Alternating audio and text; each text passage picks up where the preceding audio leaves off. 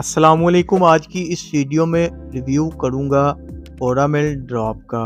ओरामेल drops के फ़ायदे क्या हैं, इसके नुकसानात क्या हैं, तरीका इस्तेमाल क्या है, किन किन मसाइल में इनको यूज़ किया जाता है और क्या इसका इस्तेमाल बच्चों में करवाना सही है या नहीं।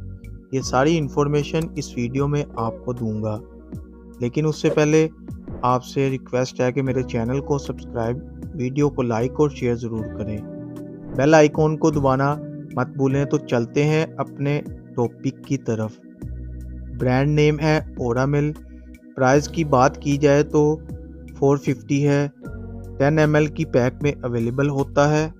ये 200 ड्रॉप्स होते हैं।